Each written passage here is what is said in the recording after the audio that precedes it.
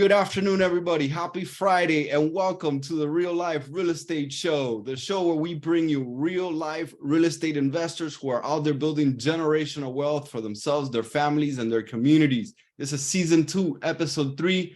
We're extremely happy to be here with you guys one more year, showing you all how we're doing it, how everybody else around here is doing it.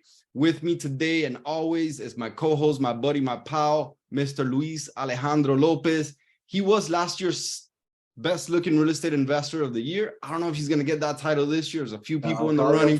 We'll see. Second. Yates is going to beat it. Yates is going to beat it with all those burpees and Murphys and stuff he's doing. All right. How you doing, everybody? My name is Luis Alejandro Lopez. I'm a real estate coach here at Real Life Trading as well. I hope you're having a great Friday. And if it's not, whatever days that you're looking at us in YouTube. Like always, please like the video, subscribe to our channel. It helps us a lot with algorithms and trying to be on top of everybody else that is doing real estate videos. So for today, we're going to be doing what we do every day, which is try to conquer the world. Besides that, we are going to be doing underwriting properties. That's what we do. What we've always told you is that get yourself a team, right? And that team will include a real estate agency if you don't have your own license. That real estate agent will send you listings over and over again based on your parameters that you want. You want a certain area, certain zip codes, certain sizes, certain amount of bedrooms or bathrooms. And depending on what your criteria is, the system, the MLS, usually sends an automatic email. So we have our broker send a whole bunch of emails. We're looking basically throughout South Florida, from I-4 basically down. So all Orlando, Davenport, Port Charlotte, the whole West Coast, as well as Miami, Broward, and West Palm Beach. That's our area of expertise. That's where we always buy and flip and invest and do everything. So we're going to be looking at properties there. Okay. So usually when the realtor sends you an email, that's what you're going to get. You're going to get an email where you click on it and it's going to tell you, okay, these are the properties. This is what we have. Oh, okay. So let's preface that a little bit. So there is different lists that we could, this particular list, we have a realtor. This is with keyword TLC and handyman that have been on the market for more than 90 days. You see the search up there that Lewis is pointing to. I will try to circle it. Oops, that was not what I meant to do. There you go. Right there. Reason being, right? Everybody knows that the market is slowing down a little bit. We always look for properties we can add value to, and properties that have keywords TLC and handyman typically are properties that we can, put our value add on. And right now, with the current state of the market, we decided to add that 90-day filter because the market is still a little bit hot, but there's some sellers being flexible, but it's predominantly those sellers.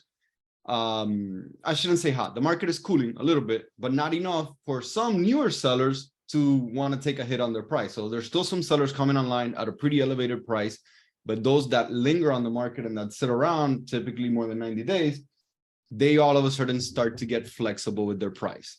So we decided to stick that in our filter, narrow down our search from like 100 properties that say TLC or handyman to just a handful of them that have been sitting around that we can get a slightly better deal than what they're listed for. And it is working. It's a strategy that I've used for many, many years. It absolutely did not work in 2021 and 2022 when there was 15 offers per deal. There was nothing sitting on the market for more than 90 days, or at least not many things. That's changed, and we're seeing that again. So we're circling back to the old way of finding properties on the MLS. I'll let Lewis go ahead and run with it with the list that we got from our amazing realtor-friendly, investor-friendly realtor. It just happens to be my wife. We are looking into, let's look at the map here. We're looking into the two areas right now. We're looking into Pinellas County, which Pinellas County is this area here.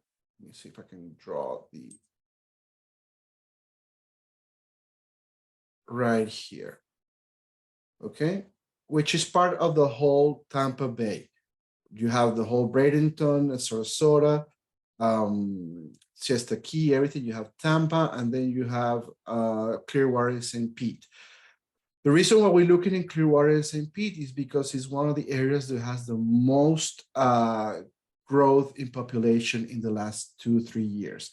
With the whole COVID issue, a lot of people are moving down to Florida. Now, since Tampa, Orlando are already, pretty much a capacity, the prices were insane, people are looking for secondary and tertiary markets. So secondary and tertiary markets are over here. Basically, all this area. Pinellas County stops, if I'm not correct, up to here, State Road 54. We usually don't go that far north because we have teams in the Clearwater area, we have teams in St. Pete.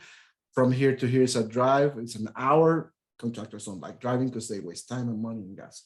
So we're getting into the area that we know well.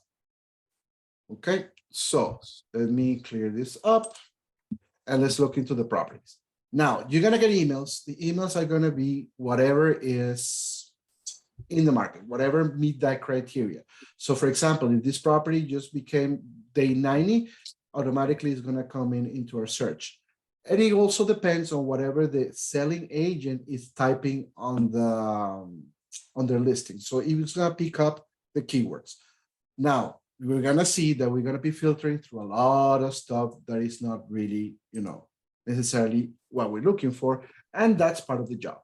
Okay, like we said, we usually look for a needle in a haystack, and we're trying to make our haystack smaller with more needles. Okay, now let's see if we can find one. So That sounds really painful, man. Yeah.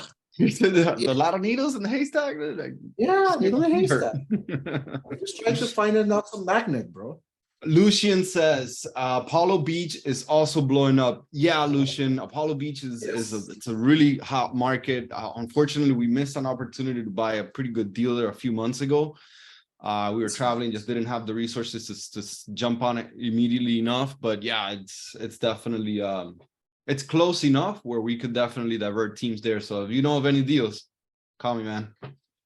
Yeah, just send them through Slack, send them to a pigeon, whatever you want to do. Our email is there. It's realestate@reallifetraining.com. Just send them over. We have a look. So this one, it's been on the market 90 days, more than 90 days. Supposedly there's a keyword for handyman. There's really nothing to do here. No wonder why it's been sitting for 90 days. They're asking for a lot of money in that area, although the house is gorgeous. What is the handyman supposed to do here? Change the curtains? Let's have a look. Guys, as we're going through here, team, please fire off your questions. If you have a particular property you want us to look at, we're doing the markets that we're working. But if there's anything that you guys are looking at or any questions about the stuff as we're going through, as we're doing it, as we're showing you the underwriting, please fire off. We don't want this to be a monologue. It does get boring if it's just us. If you guys are thinking about a property, if you guys have been looking at a property, throw in the address. That's what we do. If we're not doing it in Florida, we can do it whenever in the country.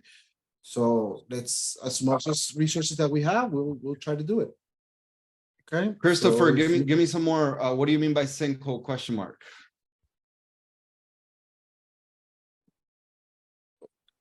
Does that house have a sinkhole? Hopefully not. I didn't see that. Hopefully not, but let's have it.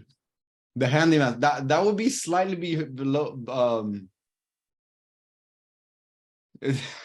that would be slightly above the handyman's job description, Christopher. This sinkhole. Steven says technically it's not a monologue, it's a dialogue because there's two of you. Good points. Right. We have this dialogue a lot, so I need a little. I would like some more interaction. I talk to my wife. I'm sorry, but yeah, we have this dialogue and we talk and talk and talk. That's usually. We do a lot of properties and a lot of underwriting together throughout the years. All right, so here's what I'm doing. I look at the property. The property is an investment property. Okay, they bought it back in. Let me go back over here. This tool is called IMAP. Okay, it's over here. It's one of the tools of the MLS. When I tell you that, if you want to be an agent, you're going to get more information. Sure, you're going to get way more information, up-to-date information than instead of going into Zillow or going into Realtor.com and all those things, because their information is usually delayed and it's as good as the people that type it in. Okay, so or as good as the spider that picks it up from somewhere else. The idea is that the MLS is actually as good as the agent that is putting it in, which is trying to sell a house. So let's go have a look at what we're looking here. This tells me basically all the details of that property. It tells me the address, it tells me the owner. Okay, just by looking at it, the owner is a company. Okay, so if the owner is a company, usually it's an investment property. We already talked about it a bunch of times. Either you put your investment properties on the under your name, or you can put them on an LLC to shield yourself from liability, or you put it in a trust or any other name. So usually when they're LLCs, there are investment properties. You don't put your personal in an LLC because then you cannot get homestead, okay, which we have in Florida.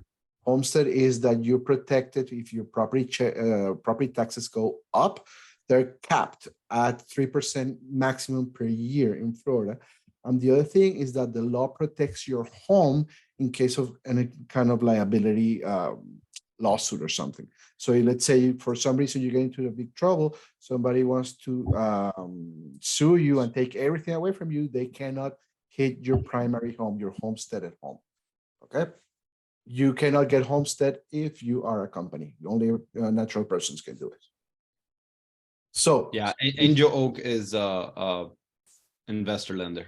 I'm familiar with them as well. Okay. Yeah. Yeah. So they picked it up in September. So this is a flip, basically a flip. They picked it up in September for $455. They did some remodeling and they're trying to sell it for $589. Nice. So let's see what they did here. Give me 1 second. Let's see if we can find the property details. So there's really nothing here for really handyman to be done. Yeah. They So realistically speaking, on our day-to-day business, we would just skip right over this and keep going. They're already taking the meat out of it. But for the sake of this call, we're gonna go ahead and explore it a little bit. But it's just weird. I don't see where they did the remodel, bro. I mean, yeah, there's some tile there. They did the basics.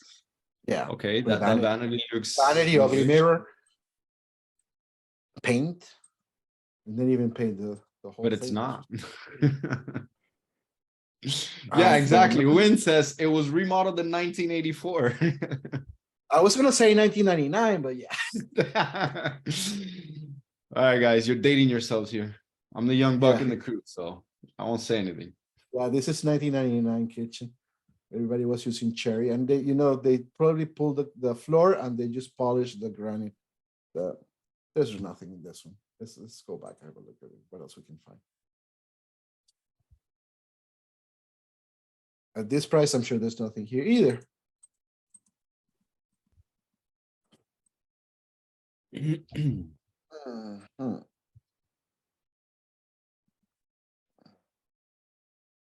It's clean, it's updating. Let's have a look to see why it's so expensive for that, such a basic home. Let's have a look. By the way, I'm filled on Johnny's trade. I am too. Let's go, Johnny. We are gonna do this.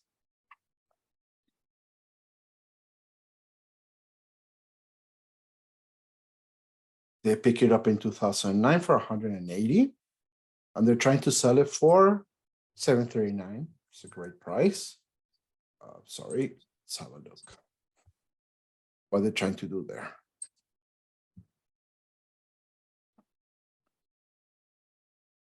And they're right on price.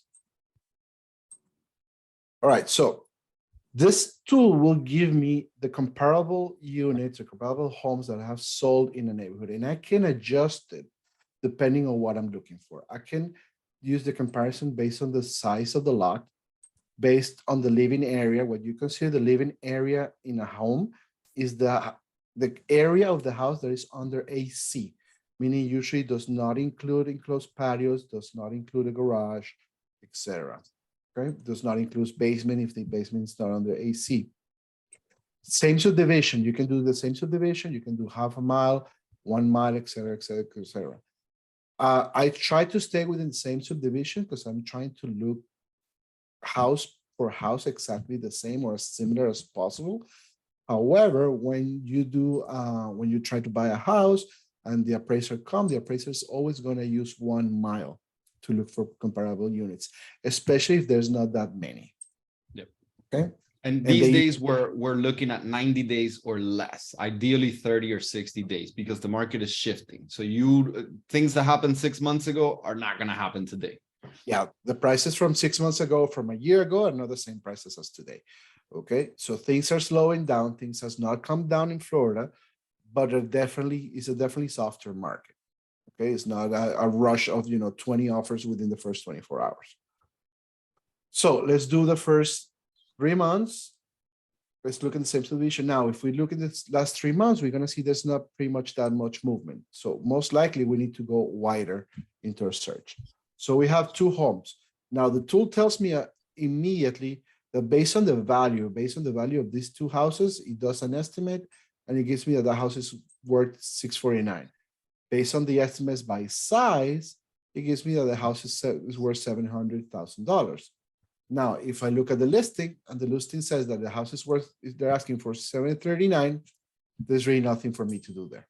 Okay, unless I go really, really, really cheap and lowball them, and then they're going to be wasting the time. It's great to lowball properties that need work. It's great to lowball properties that need some kind of value add, but there's nothing to add value here. Or lowball bank offers. Bank properties, they're REOs, they're great to lowball. Because Yeah, again, and the bank there's is no definitely one- some value that we could add by upgrading some stuff, but if you're already starting above where we feel we're gonna Yeah. end, it's a massive haircut that the seller has to take. If they were listed a little bit lower, like 10% below the actual after repair value that we call the ARV, then all right, fine, let's lowball them a little bit. There's some room, there's some wiggle room there, but they're already pretty high up there. It would take a lot for them to get to a number where we would be satisfied with, and at that point we are still not in that kind of market, is basically what I'm saying. So it does sometimes come to that 50 cents on the dollar market, but we are not there. We haven't been there for quite a while. Yeah.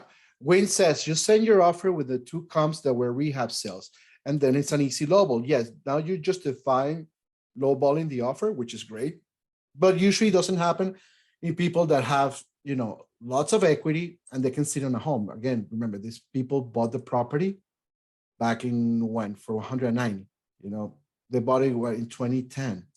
So they really don't care. Okay, they're just sitting there trying to cash out on the piggy bank. That's what they're doing. So they might just sit there and wait until they get either the market turns against them or they get a person that pays as close as they're asking for it. Okay, Yeah. Or in a couple of months we come back and we see the price. But right. but no, they're just waiting. But right now, it probably won't work. So it's a matter of time for us too. We have a realtor write a lot of offers, and so we try to get as close as possible. We actually have on our spreadsheet a percent of ask, and right now we're submitting things up to 80-70% below ask, but not much more than that, because then it's just we're not there yet. We're not in that market yet. Literally 4 months ago, what, Lou, anything that was below 10% below ask, we wouldn't even bother submitting an offer because they weren't looking at it. So it comes down to, yes, you could lowball anything, but how many lowballs, so ridiculous lowballs do you have to make? So you have to kind of balance time and effort versus what the chances are of you getting it with the market the way that the market is. Yes. So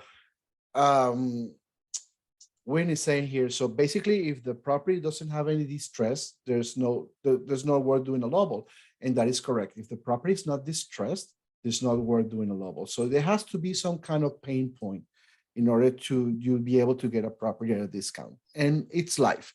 Again, somebody lost a job, somebody it's passed away, somebody has some kind of emergency, somebody needs to relocate, somebody cannot afford the house anymore, people are divorcing, etc., etc., etc. Or there's a physical problem with the house. Maybe the house, it's repaired beyond what they can do. They're not capable, older people, they're not capable of repairing the home anymore. They just want to downsize. there's millions reasons, but when you see a clean house like that one, there's no pain point, they're not gonna take a low ball. That's exactly what it is. Okay, and actually all these look very clean for being handyman. I thought these are Rios, okay.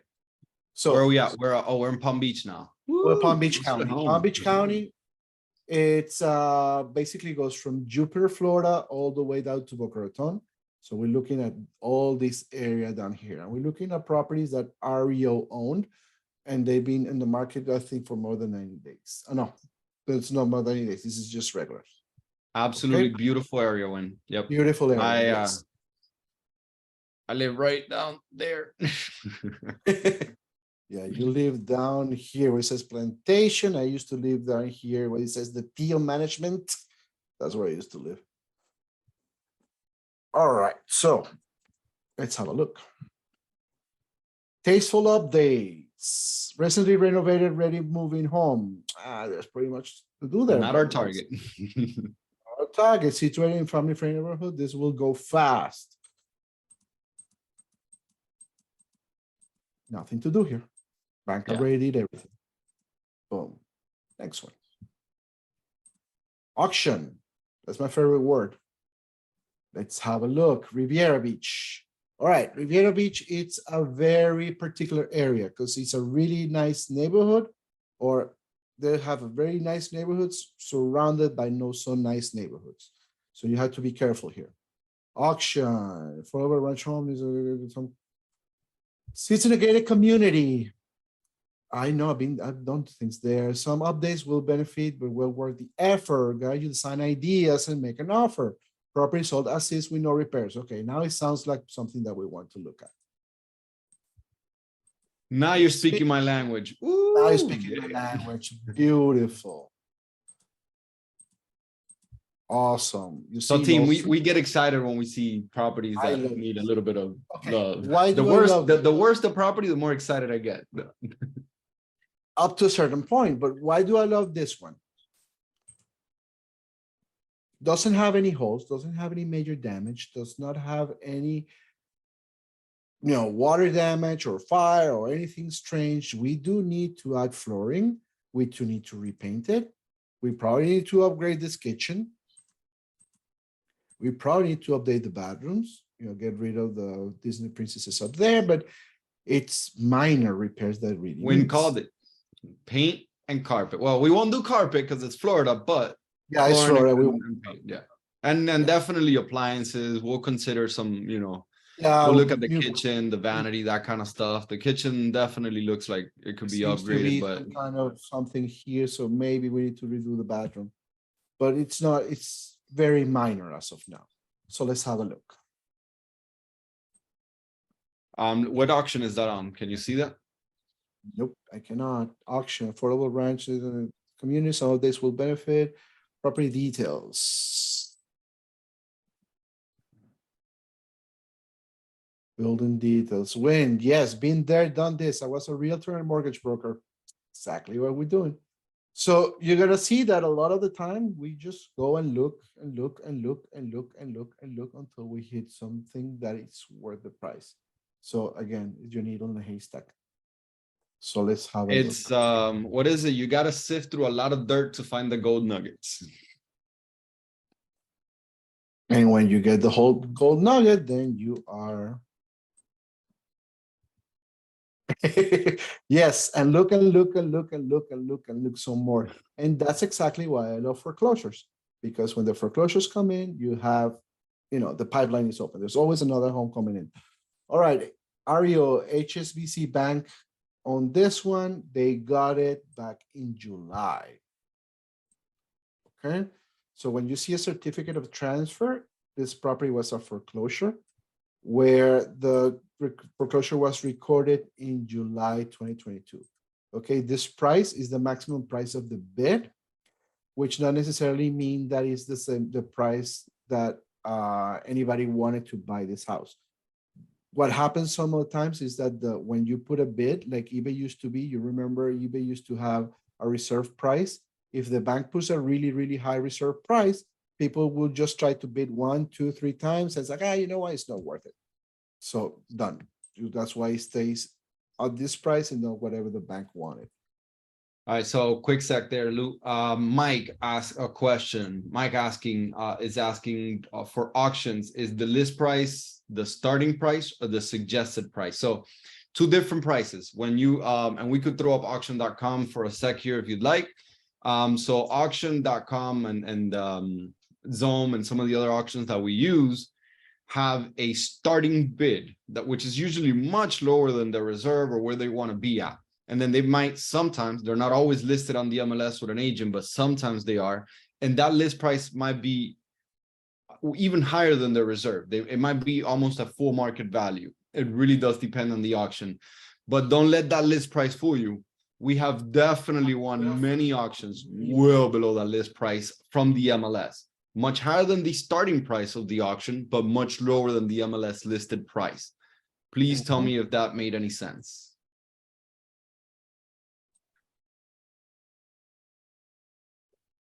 This one is not here. This house is over here. Go select park. Been there, done Perfect. that. All I right. got that t-shirt too. So, and then Win also gave us a really good tip, which is to connect with the state lawyers, as they do absolutely are a good source of deals, as well as probate attorneys. And here in Florida, they do get access to some deals beforehand, and they can definitely, it's a good source of deals for anyone looking for deals. yeah, the ideal is like when you're saying they play well with referrals. So estate planning lawyers, it's when somebody passes away, the descendants needs to get rid of the house, and you know they don't live there, live out of state, live out of town, and the attorney is the one that needs to figure out everything. They can call you with a referral. Hey, I got a home that you might be interested in, and you know, they get a little chunk of change for putting the two people together. So it works for them, it works for you. Because again, the best deals are the ones that nobody knows about. Those pre-market or off-market deals, those are the best, those pocket listings. Yep. All right, so this home is not there, but I like it. I like this one. Yeah, I'm trying to find which auction is on. I'm guessing it might be, I'll log on to the MLS in a minute and find it. But good news is, you want to hear what the good news is? I have two other neighboring properties listed in the fours for 40, pretty similar size home. A bigger one at 530, and then one that's sold that's a little bigger for 485. So it looks like there might be some room. So maybe this is one we can dig into. Let's have a look. And then while you do that, I'll pull it up on the MLS and try to find what auction it's on. Okay, so Congress Avenue, this is basically this is all a closed gated community here, okay? Sagewood Rose Garden, I'm trying to remember the name of that one. It'll pop up. I've done a couple of homes over here, if I'm not mistaken. What did I tell you? It's your friend, Hubzu. Hubzu? Your friend Okay. Hubzu, yeah. Send me, put the link on the chat and I'll pick it up over here. So we have house 22,300 square feet total area, almost 2,000 square feet under air, 3 bedrooms, 2 bathrooms, built in 2004. So let's go over these properties. This property is 3,500 square feet for 485. This is way bigger than what we're looking for. Okay, we have 2,000 square feet. It's bigger total area, but it's a smaller living area. 3 have an extra bedroom for 345. We have similar situation. This is a smaller 3 bedrooms, 2 bathrooms for 325. Same thing for 360, 255. This is too low. It's probably because it's only a 2 bedroom, 2 bathroom. 275 and 300. So since the variables are too high and we look in the last 3 months, let's first reduce the living area. Let's get rid of the big one and the small one. Okay. Actually, I did more. Let's do it by hand. Let's get rid of this big one. And let's get rid of the 2-2. Okay. So now we have a property that is between 386 and 438. So we have a $50,000 difference there. So let's see what's going on with those. So now what we do is we're gonna look into each one of these and see if where they were rehab, what were they doing, how was You the have a condition of couple the- waterfront ones that might be stored in your value, distorting your value, I should say. Let's have a look. Let's have a look. Let's have a look. Yes, that is correct. Usually in Florida, waterfront homes, they go, actually it's three of them. They go for about 20 to 25,000 more than a regular home. And what I mean by water view, that has to have a nice water view. If you have just a little something in the back, they consider water, but it usually 10, 15. Okay, but when I say something back, it's like if it's a little canal like this, it's really not worth nothing, but when it's a lake, it's worth some money. So 345, 325, 360, 275. Let's go rid of this one. 300. They're asking for 339. Okay, so we know that this house should be at least a 325, 340 house. Let's have a look at the comps. ARV, that's what you're coming up with? Yeah, it's not really Oh, giving me okay. much. I mean, 436 meters per square footage is big, but it's not really that, you know, Uh, 23,000. I misheard you. I heard 326. I was like, what? What?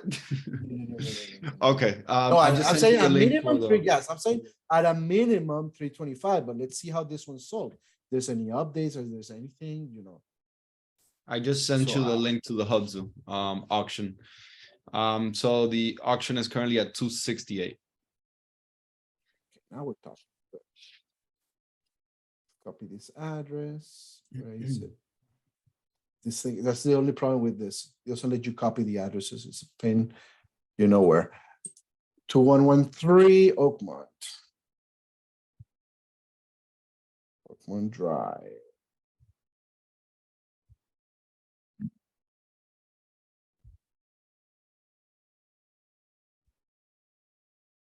All right. Ooh, this was a townhouse. These are townhouses. That's sold for 345. Bingo. Well, that's a nice This was our surprise. townhouses for sure. So 1099 Center Stone. It's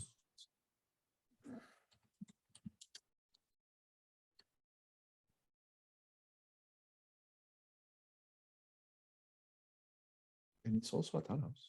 No, it's Yep. a single family. Single No, it looks like family. it's attached, is it? Yeah, single Oh, no. family, yeah. No, no, Zero single. lot. Single family, zero lot. It's way bigger than ours. So zero lot line team, for those of you who are not familiar with that comment that Lewis just made, it essentially it means that the side yards are very narrow. The houses are pretty close to each other. There's no setback requirement on the lot sizes. So, you know, typically you either get a very small sliver on each side or you get one side and your neighbor gets the other side. Mhm. All right, so you said that this one is at This one was for something. But this one's bigger, the one that you just had on the screen. oh, Much it's larger. closing today. Oh Yeah. lordy. All right, Okay, calm down, don't get excited. I was gonna get ready, you know. Okay, 45, 385. Let's have a look at the 385. These are all townhomes, the rest. So let me look 6 months out just to have an idea what was going on there. Because we have nothing. Okay, next door. Next door sold for in August. 1211 Rosegate sold for 480, 458, 1211 Rosegate.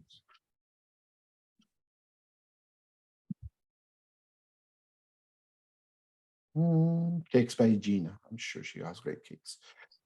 All right. Oh, that's our direct Nice. neighbor, man. Yep, next door, literally next door.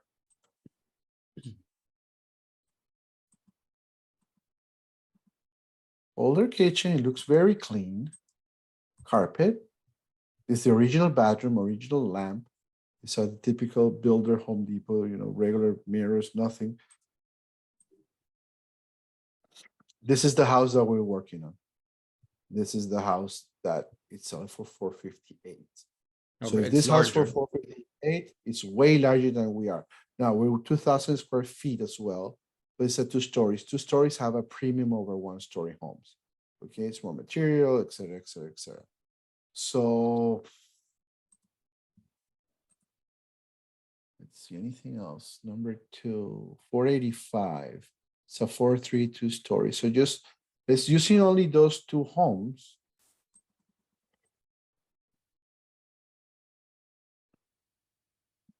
It tells me that this house is between 411, 418, somewhere around there, which we have plenty of space. So let's have a look at it. So All let's right, say so that the house is in a slow market. They have it listed for 339 as it is right now. Let's say that the house is a 385, just to be on the Yeah. safe side. I like it. Okay. And team, again, we're being conservative. This is what we do. More than likely, we would list this at like 399, but we're gonna underwrite much lower just to be safe. Especially because it's an auction and we're technically bidding sight unseen.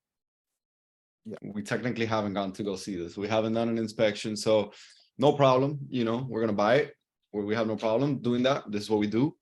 But we just take certain precautions to make sure that we account for surprises. This is Riviera. So I will be manning the spreadsheet on one screen over here as Lewis goes through and does an inspection. And typically, you know, one of us does this whole work, but for the sake of the show today, we're going to do it together and share with you guys the process basically that we do when we are deciding how much a property is going to be worth, how much we're willing to bid for it, and how much rehab it needs, how much in repairs we're budgeting for.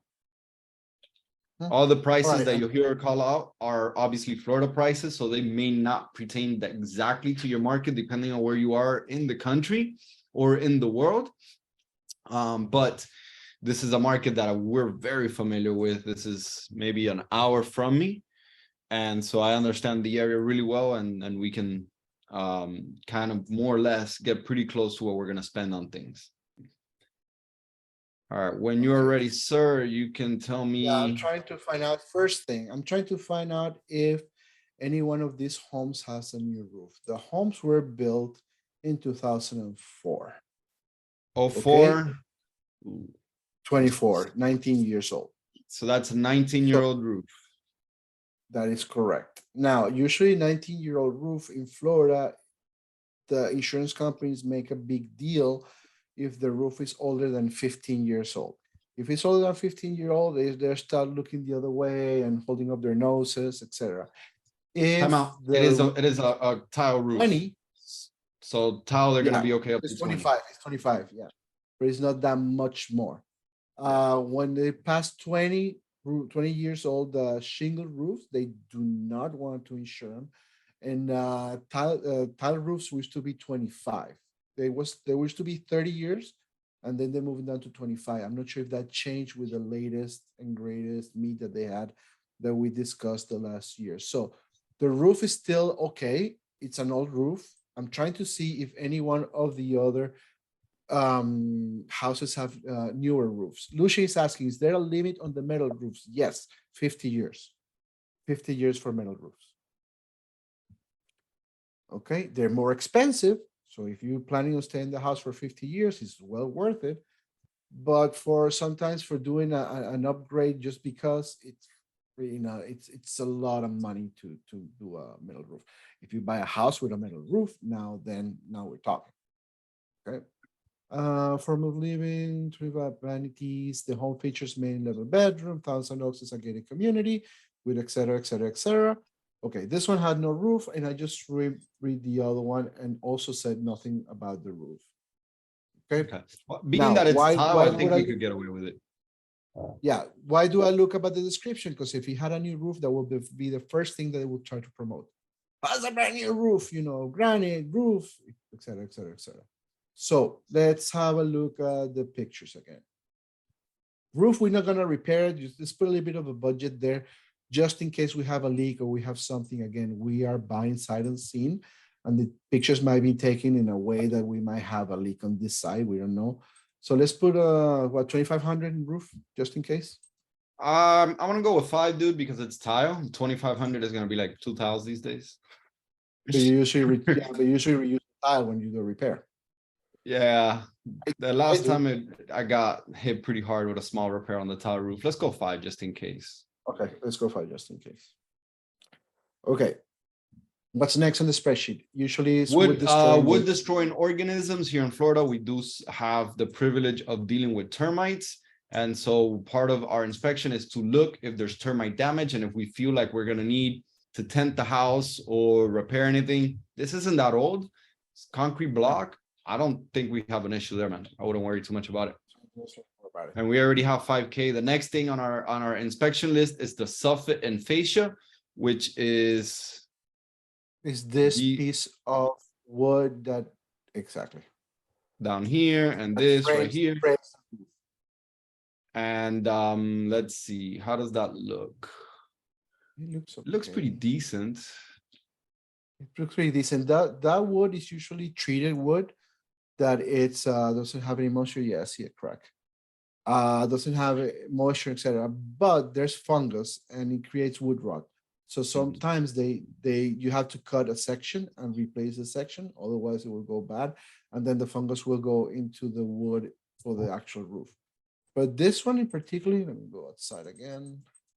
Doesn't look too bad. I will put just a nominal fee, maybe $1,000 just to have it. Yeah, Actually, no. Let's throw keep it $1,000 on there just for fun, just in case, because sometimes behind the gutter, you don't really see it, but there's a little bit of a leak in the gutter. And so the wood, and then when you're selling the home, if we're gonna flip this home, which is kind of what we're underwriting for flipping, the first thing the buyer's inspector does is come around with a big old stick and start poking at the soffit. They just start banging on it to see if there's any soft spots. If there's any soft spots, then they'll start carving at it, and they'll leave you a nice little hole saying, hey, this needs to be fixed. And then they'll tell your buyer, oh, it's 3 times as much as I would spend to repair it. And then your buyer starts thinking, oh my God. So we take care of it ahead of time. It'll, a section like this might be a few $100 for us. For a buyer, it might be $2,000. And then you save yourself the aggravation of then doing inspection, then coming with a laundry list of stuff that they want credits for. So I actually keep in my truck one of these sticks to beat on whenever we're doing our own inspection. I'm out there doing the same thing that the inspector would do. All right, so I got $1,000 there. Windows. They look fine. They look pretty good. Yeah, we'll throw $500 just for in case any balances need to be adjusted. Exterior. I did see that little crack. Okay, exterior. We see a little crack. We probably have to paint that house. Yeah, no, we'll do that in the paint budget. We're still good. Yeah. Hold on, let me see. Where was the auction.com? Here. It has 15 photos. It's the same photos everywhere. Do the yeah, there's not much to do on the outside of this house. Maybe a little stucco patch there. And paint. $1,000 if. Yeah. $1,000 if. So we'll throw $1,000 on the exterior budget, and that is basically and everybody's is different, right? That's gonna cover anything outside the fence, repairing, patching that wall, like we said, and pressure washing. So because we will need to pressure wash the mold. Yes. Remember the quotes that we're getting for pressure washing. Landscaping. Landscaping, it's nominal. I don't think there's really nothing here. There's really terrible pictures. And team, this is what we deal with. Terrible pictures on the exterior. Let's see if you can find something on Google, but I definitely think we do need to do a little bit of trimming. And this one is a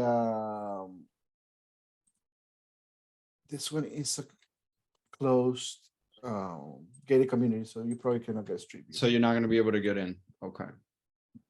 Let's take a look at satellite, see what you can see there. Oh, we do have water view. Well, whatever water. Now you see, I can get in. I can only get in here. That's it. That's your interest to your community.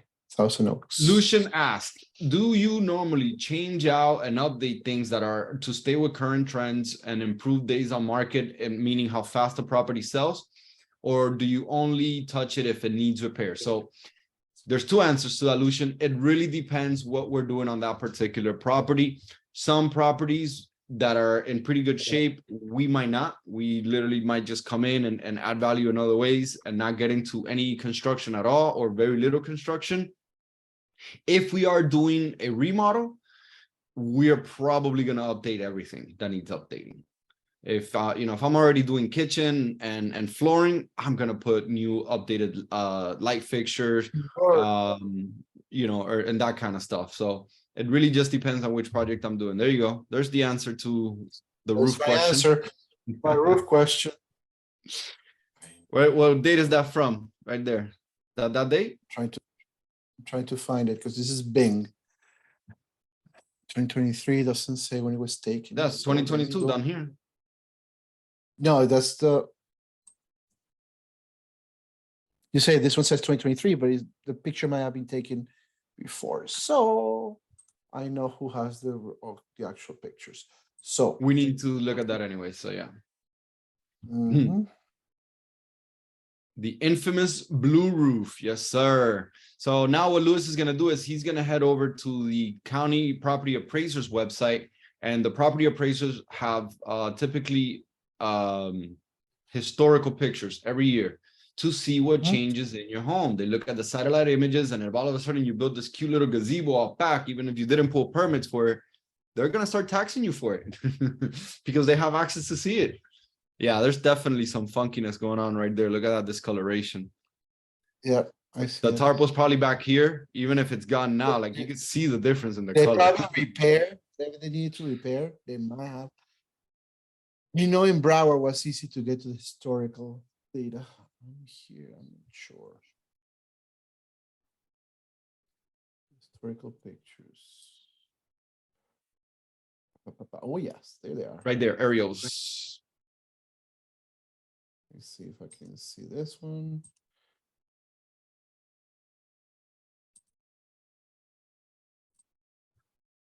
(2020) 2019, 2017, 2015. So, and at some point, unless that tarp is new, because the other image you saw was from 23. These are all from 22, the beginning of 22. No, but you see, you have the tarp right here, and you have at least the mark for the tarp. It's not here. You see it here. Boom, it's there. And that's not shade from the house. It is what it is. And then you got the repair done in 2022. Or whatever it is done in 2022. Yeah. The question is, why is there still a tarp in 23? So I think we should increase that budget a little bit based on that, just to be safe. Because that's a big chunk of roof, bro. Yeah. All right. I think we just go a full roof replacement. What do you think? Yeah. Full roof replacement in tile roof. 25K? Higher. I would say 28. Yeah, the last one I had done was about 21. That was a couple years ago. Higher. Tile. Higher. All right, so. Yeah. It is okay. This is what I'm looking for. Jay says, put some solar panels on the roof. So Jay, in order to put solar panels, the solar company will require your roof to be of a certain age and watertight. That's a thing. And really, it's a good thing that they do, because if not, then it's a pain in the neck to remove the solar panels so that you can redo the roof, because it's gonna continue to leak. And the solar panel tiles are definitely out of a flipper's budget for the most part here in Florida. Maybe if you're in Cali, then you could do some value add and have somebody pay you a nice chunk of change for that. Yeah, that's 2023, dude. Let's just budget for a new roof. And the worst thing, so I put 30K down. So the best thing that could happen is the roofer comes on and is like, hey, we'll get it done for $5 grand. Guess who has an extra 25 grand on their budget? This guy. That's right. That's right. All right.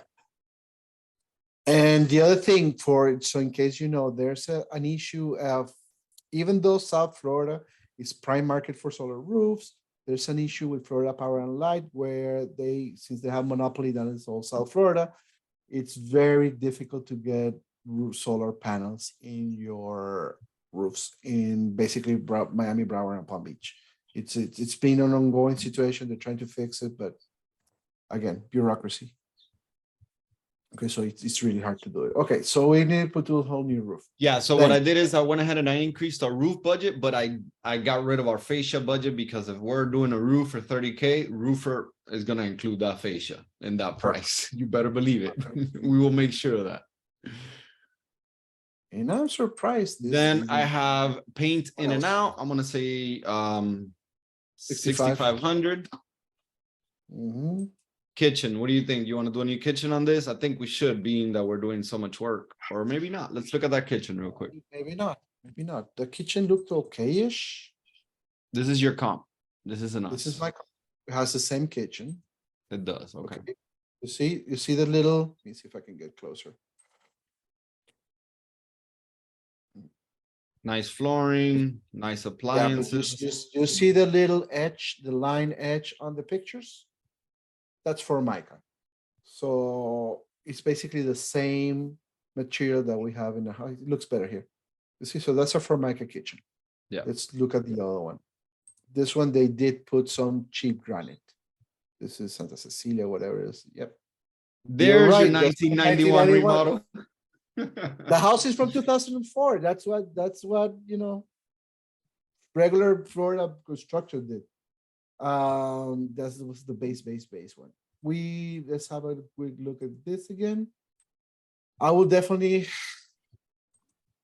let's put on the budget, it's 270 now.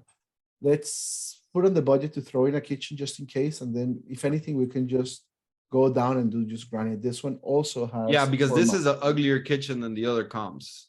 Mm-hmm. The color is much uglier.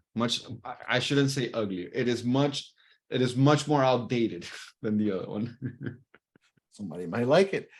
Yes. All right, so we'll go 10 G's for the kitchen. It's a small kitchen, nothing major. We should be able to get that kitchen done for about $8 grand. The U shape. What? 25 in. I'll put 9 and 25 in appliances because we still need to put the backsplash. Okay, so making it complicated on me, bro. 11.5. There you go. Yeah, right? There you go. 9 plus 2. Yeah. My math is eluding me there. Okay, yeah, you're right. Appliances have gone up, and man, appliances are ridiculous. Bathrooms. What did that bathroom look like in this bad boy? More uglier. I'm definitely doing a vanity at least in this bathroom. So if we're doing the kitchen, we may as well.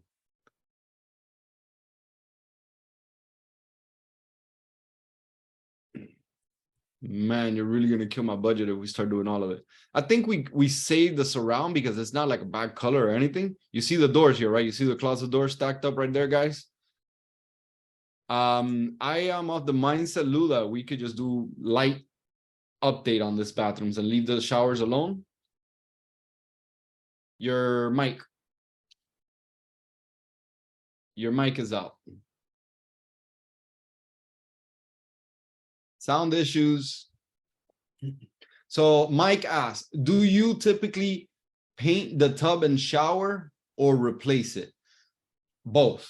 Depends on the type of project, Mike. And in this caliber of home, we'd probably replace it if it needed replacing, or just leave it alone. When it's a much lower exit point, somewhere in the 3s, then we could get away with painting it. We use professional bathtub refinishers. We don't use, Joe Schmo, throwing some regular paint. The guys that I've used, at least here in South Florida, I've had them. They actually have done some of my rentals like 5 years ago. The paint's still there. They do a fantastic job. They use a very high-end product, and it's a fraction of the cost. So it does really help out sometimes. Wynn says that it looked like there was some water damage in the kitchen cabinets. So it's probably good that we budgeted to replace that kitchen. And then the bathrooms, I'm gonna go ahead and throw in 3K on the bathroom because I feel like that is a very reasonable budget. Next item on my list after drywall is interior doors. And I definitely see a few closet doors hanging out in this bathroom.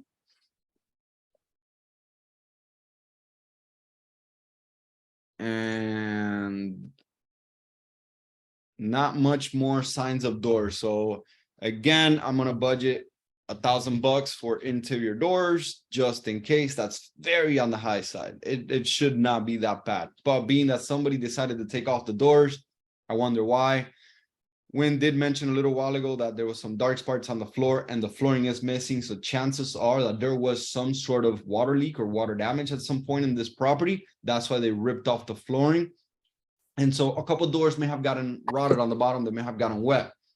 So the best thing to do is err on the side of caution. Then we have flooring. Louis, are you back? I'm back on the phone. My computer Okay. crashed and it's rendering the previous part of the video. Yeah, So I no cannot worries. record. I'm recording and I have the share going here from the MLS, so no worries. I'm up to flooring. We have a 1,900 square foot house.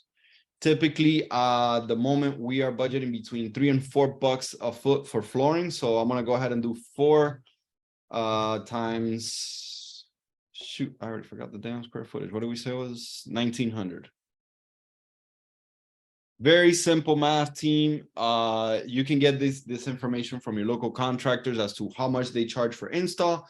Then you can find your local hardware store, what the average price of the flooring that you're gonna be installing is. And it's easy to do the math based on the entire square footage. The reason why I don't do the extra 10% that your flooring contractor is going to want you to budget for is because there's also areas that we will not have to do this flooring in, such as the bathrooms and the kitchen. Potentially, we don't have to do the flooring there either because the flooring is already there and it might be indecent. It might match with what we do. So there's no need to take the entire under air square footage. To add the 10% to the entire under air square footage. Sorry. We also need baseboards throughout the house because we're going to be doing flooring throughout most of the house.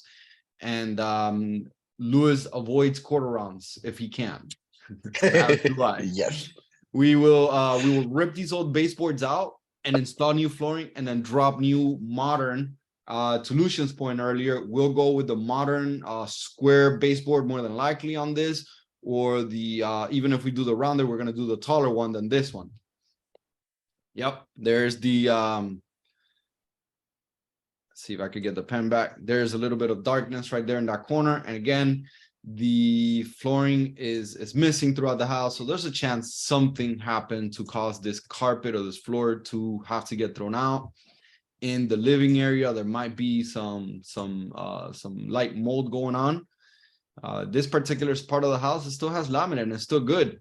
It is definitely outdated, so I'm not gonna shrink my flooring budget. It's an older color, and we go back to the point that was made earlier about modernizing. We're already doing all this work and all this flooring, and worst part of it all, this floor has quarter rounds. So unless we get very, very tight on our budget, we'll go ahead and just replace the whole flooring. We have definitely been known to slash some things off the budget when other surprises come up, but in this case, I don't think we'll have that. I'll budget $1,000 for baseboards. Then the next item on my list is fixtures, and that is what I mean by fixtures, lamps, ceiling fans, that type of stuff. I will typically have a small budget. I'm gonna budget $300 for that.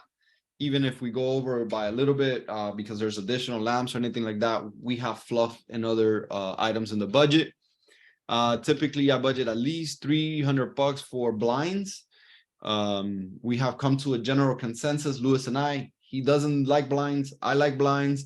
So we've come to a happy medium where we, at the very least, do blinds on anything facing outward to the street so that nosy neighbors, code enforcement agents, building department officers can just peek in through the window, or worse, someone who's trying to break into a vacant property can just peek in through the window.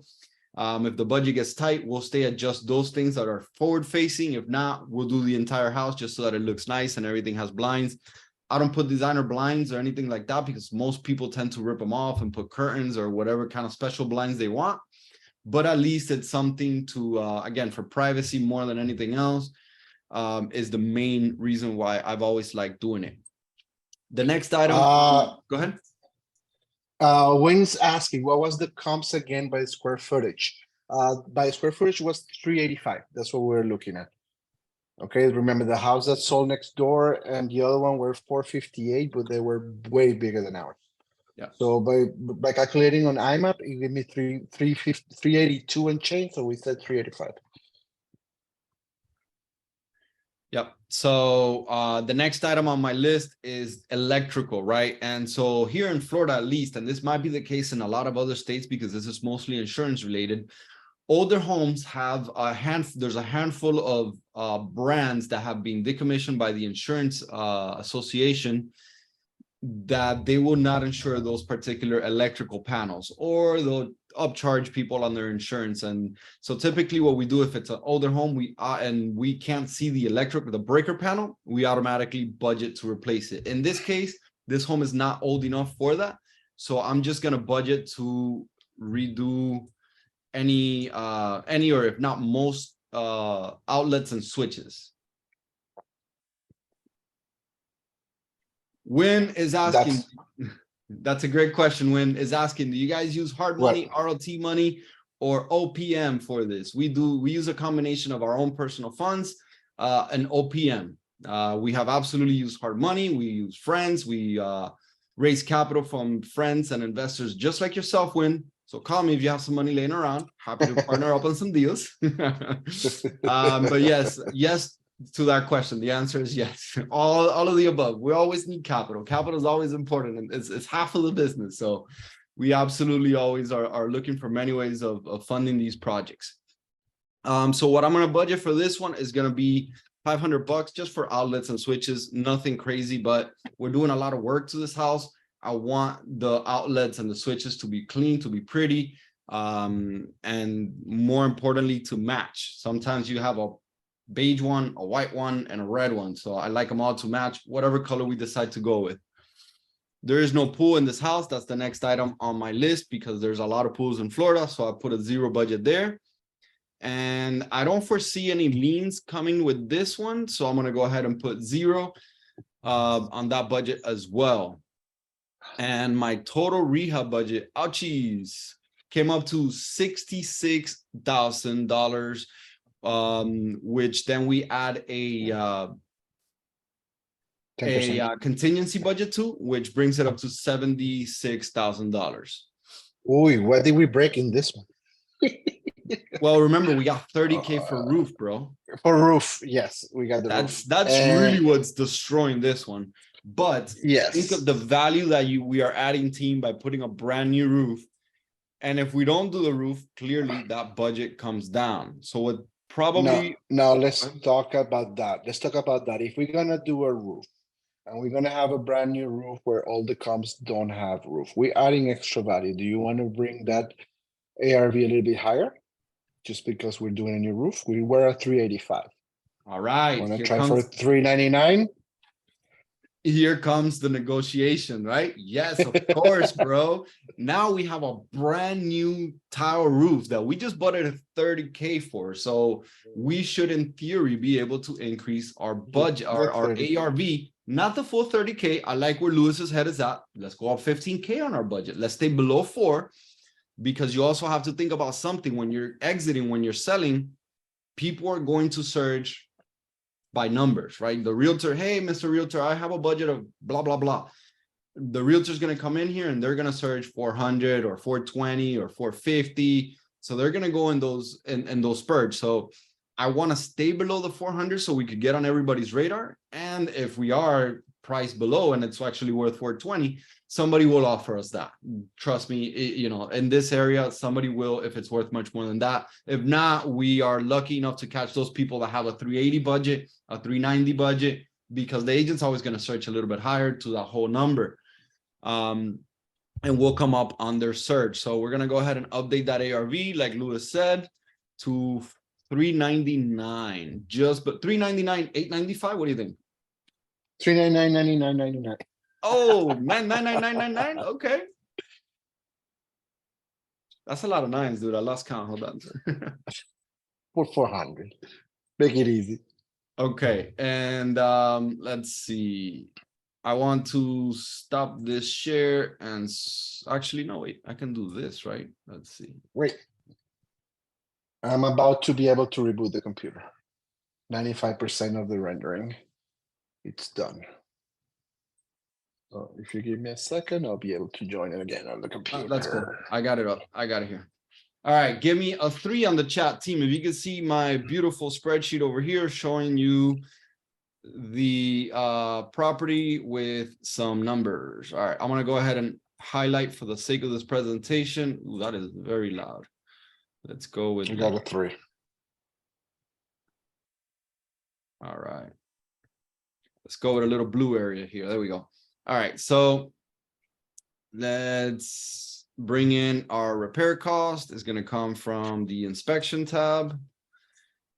It's all numbers. It's all numbers, ladies and gentlemen. It is all numbers. We're going to, oh no, what did I do? Okay, here we You go. broke something? Yeah, I did. So 305, 3. Oh. Nope, I want my profit to be 15%. There you go. Now we're talking 60, 1, 2, 3. ARV 399, expected profit 60 grand, repair cost estimate is 76. Again, that's with our fudge factor and a very expensive brand new tile roof. We're gonna incur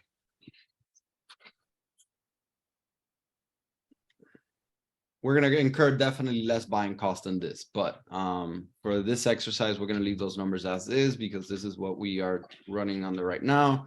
So what this is telling me is that I should have a max offer of somewhere between 244 and 256 if I want to make $60,000 in profit, which I think we were at 250 something. Yeah, give me a second. We can put a couple bits, I think. Now we got all done, buddy, while we've been talking. Oh man, talking too much. This is me right here being sad. Somebody decided to come in and place a bid a few minutes ago of 274. Spreadsheet is telling us that we should go no higher than this. I already put my bid a little bit higher, a little bit of wiggle room because I'm okay with making, you know, 4 grand less than 60. So like 55-ish, 56-ish would be totally doable on a deal like this. So at this point, we're all bid before we even bid. What happens, and the reason why we still do these exercise is that this property may or may not hit the seller's reserve. So this remains in our spreadsheet until next week, next month, whenever they decide to cycle it through. And then what happens also here is we have a very, very high budget. So what Lewis and I will do is, if this doesn't sell today and we see that it gets rescheduled for next week, now we'll make plans to have someone on our team or myself head out to Riviera Beach and get eyeballs on this property. Is there really a tarp on that roof? Is there really $500 worth of drywall damage? Is there really a need for flooring throughout the house or $3,000 in bathrooms or that sort of stuff that is on our inspection budget down here, right? Can we eliminate or reduce some of these items, right? Can I bring that rehab budget of 76? More realistic. We can even find out if the roof had really had a damage or not, or whatever happened. Exactly. We can have I'm back in the computer. We can have, I think we're good, man. I'll finish it up, no worries. Unless there's something in particular on your screen that you want to share. But I believe this is okay for now. My computer, my internet seems to be okay. If so it should be okay. And I already have the recording, so we'll leave it as is. So for the time being, we have been outbid, ladies and gentlemen. So we move on. Mike says, are you sad or happy that you won't overbuy? Happy that always happy that we don't overbuy. Yep. Happy that we don't overbuy. Always. always another property coming in. Yep. There's always something another. Boom. And it's about to get started, ladies and gentlemen. The fight is about to begin. It's the last hour, the last few minutes. People always start rushing in with their bids. So another thing that I personally like to do is I'll come back later. It's above my number. So I'm done with it, out of mind, out of sight. If I have time, about an hour and 41 minutes from now, I'll come in and I'll check more or less what it's ending at. I'll make that note on my spreadsheet just so we know for next time around where we think somebody's going to bid it up to, or where we think the seller might take it at, what number the seller might take. Obviously, this was listed for 339, but like I said, that's just, like Mike said, a suggestion price. They will accept much lower than that. Let's see where they keep up. Let's see where they keep driving it up to. Oh, why did it open 3 times? And then Mr. Win Smitty just sent us a cool property over in South Carolina. I love it. 319. That's perfect. We got 10 minutes to take a look at it. So let's run through it. Before we get into Win's property, does anybody have any questions on this one here in Riviera Beach? We like it. We love it. It went above the number. So automatically we will not be bidding today, but we will keep an eye on it to see if we can bid on it another time. I talked to you guys through our process, our inspection process, just doing it on the video, on the phone. And that we didn't get here overnight, ladies and gentlemen. I started doing these with inspectors. I'd walk right next to the inspector. What do you think about this? And ask a gazillion questions so I could learn how to do an inspection. Then I would be walking the properties with my wife on the phone, and she'd be doing the spreadsheet. Actually, before that, it was a clipboard. Then we went digital, we went spreadsheet.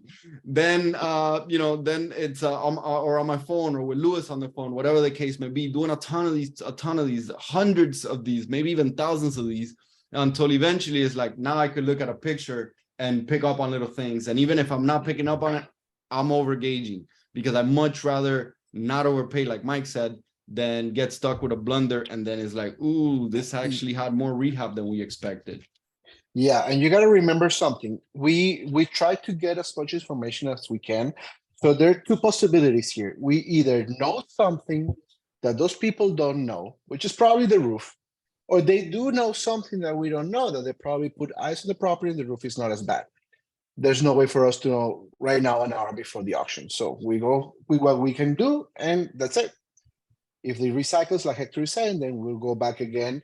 And then, we really, sharpen the pencil and figure out what we need to do with this one. I like that saying, sharpen the pencil. That's right. Sharpen the numbers. How do you say sharpen the pencil when it's all digital, dude? All right. For Hector, Johnny moved the stop. All right. Can everybody see Johnny's chart on the screen? Okay. Give me a couple of 3s if you can see Johnny's chart on the screen. Do you see it, Lewis? I see it. And I'm moving my stop. All right. 30 seconds, team. Sorry. Let me move that stop. 97.69. 97.69. Beautiful. 97.69. Dunzo. All right. I got a 3. Perfect. 3's perfect. Okay. Perfect. All right. So no questions on the property. We just went through the process, a couple minutes in what we do. So let's take a look at Lexington, South Carolina. It's definitely a nice area. It's close to Win. Not a whole lot of pictures. All right. So a little bit about this website. This is auction.com. Not sure how familiar you are, Win, but just for the rest of the people on here, I'll go ahead and go through a few key information. It is a bank-owned property, not much different than the one we're looking at. This is an auction, not much different than Hubzu. In fact, auction.com is probably my favorite auction website. If I'm being honest, I buy a lot from here. We're currently under contract to buy one. It's just, they're very professional and they have a ton of inventory typically. This is currently in a first look program, which means that you can only bid if you are going to occupy the property, Mr. Win. That is typically the larger lenders, Fannie, Freddie, and sometimes Bank of America or Wells Fargo, they'll do it as well. Some of the bigger REO holders, they will set aside 10, 15 days for people who plan to occupy the property. So you do have to sign an extra document at closing stating that you are planning to occupy the property for at least 12 months after you buy it. What that does is supposedly, right, what the idea behind it is that it allows home ownership to come in and not be outbid by investors. And there's different opinions, but I don't really think that works because most investors are not going to pay what homeowners pay. But nevertheless, it's a program, it's out there, it does exist. And I've seen some people take advantage of it even on the auction. Some more key information is that this property is occupied. Obviously, you get all the property detail here. I don't need to explain that to you guys. You guys get that. That's easy. But this is the cool part here that you need to know. This property is occupied. There is no buyer's premium on this property. Maybe because it's been cycling through a few times or because it is occupied. But typically on auction.com, there is, I would say 90% of the properties have a 5% buyer's premium.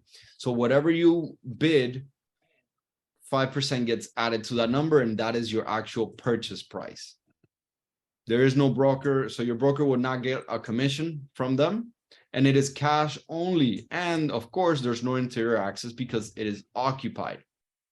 So you have a couple things that you're going to have to deal with: that person living there, the fact that you are buying sight unseen, the fact that it's cash only. So that's why I think, you know, it makes it kind of almost invalid to be in the first look program. There's very few home occupants that can afford to come in and pay cash for a property. Maybe Win can handle that, but a lot of people cannot. All right, so then the next thing that I like to go through, well, you know, there's some comp and some rental estimates, not super accurate. I don't pay much attention to it. This is where I live down here after I started finished looking at the property level information. There's some property reports and some an inspection report sometimes. Okay. I see it. We'll pull that up. But here's what we want to notate here. This is a special warranty deed or quitclaim deed. I think I've explained this before, but a quitclaim deed offers you no guarantees on title defects. Special warranty deeds, you can get title insurance and it'll guarantee against title defects. So typically whenever I see this, it means I'm going to pay very, very, very close attention to the title report before I bid, because this is basically telling me, and if you look at the details, it says you have the option to buy title insurance and receive a special warranty deed. But if you don't, you will receive a quitclaim deed. And so if there's anything that causes a cloud on title or a defect on title, the seller will not fix it, because this is what it says right here, right? So you can still get title insurance for other stuff, but not whatever came up. Say there's a city violation and there's a $1,000 lien. You're going to have to pay that lien. The seller will not. That's basically what that means. So when you look at this inspection report here, typically it's not super helpful when the property is occupied, because all they did was take a bunch of exterior pictures. You're not really going to learn much from these. When they're not occupied, yeah, they really do help out, especially for people like us that don't go out to do all the inspections. Yeah, it really doesn't say much on ever to determine if there's a homeowners association. They cannot see anything. There's just an exterior inspection.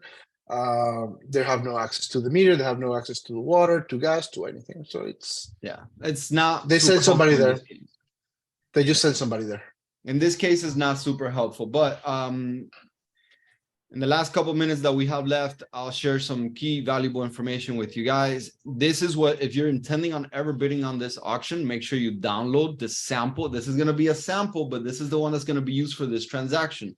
Auction.com deals with hundreds of institutional sellers. They all have their own sort of like tweak to the contract and to the addendum. So make sure you read it.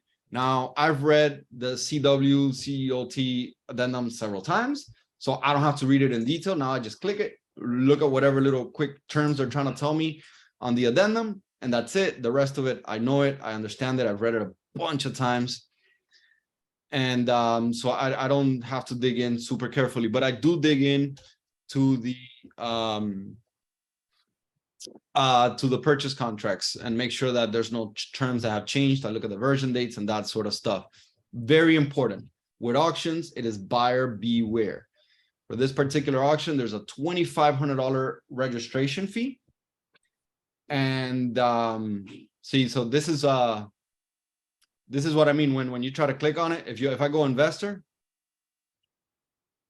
sorry, can't do it. You can't even register. But when you register for this, they automatically put a $2,500 hold on your credit card, and that will be charged to you if you do not perform, if you do not send your deposit. So never bid on this auction unless you are prepared to move forward or you're ready to lose $2,500 on your credit card. I've done both.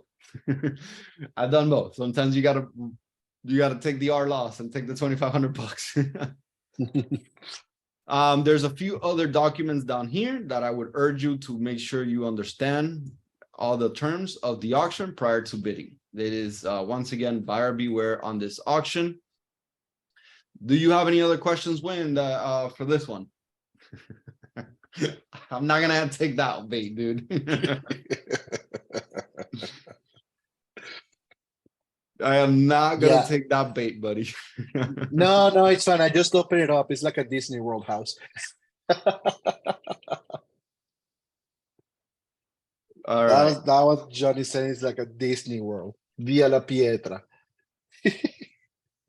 Oh, All wow. right. This is pretty nice.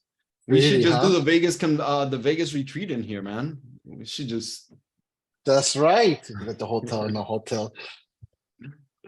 All right, team. Well, if there is no further questions, I know Mr. Yates, the man himself, is here. So we do want to thank you so much for hanging out with us today, for checking out the Real Life Real Estate Investing Show. We do have a couple of announcements actually that we want to touch on. Vegas, we still, I believe, have some space for our Las Vegas event. If I can find it on here, I will show you all where it's at and how to get to it. If you need to reach us, as always, it is reallifetrading.com/RE. You will find our contact information, our email down here. All of you that are here live can get a hold of us, obviously, on Slack. If you are on YouTube, please remember to hit like and subscribe. If you need some help with real estate, reach out to us, book a session.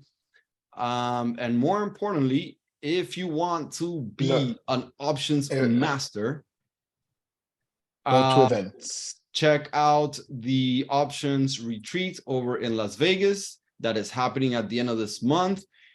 And myself, Luis, and Mr. Brian are also going to be doing some real estate stuff on the last day. That's just like a little extra bonus.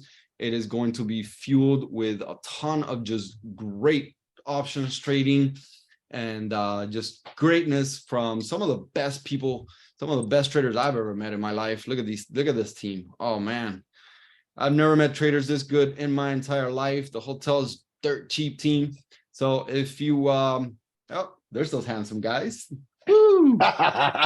If you want to trade with us, if you want to hang out in Las Vegas on the, what is it? It is February 26th through March 1st. Please check us out on the event page over in reallifetrading.com. Yes, sir, the Wrecking Crew. Well, once again, team, thank you all so much for joining us. Remember to hit like and subscribe. As always, we are here to help you with all your real estate needs. And if you need us, just reach out. Louis, close it up. Well, close it up. All right. Thank you, everybody. Again, if you put it on the screen, you can reach us reallifetrading.com/RE, or you can email us at realestate@reallifetrading.com. Thank you for having us. Thank you for paying attention. Thank you for listening to us, and have a great Friday, and up to Jades.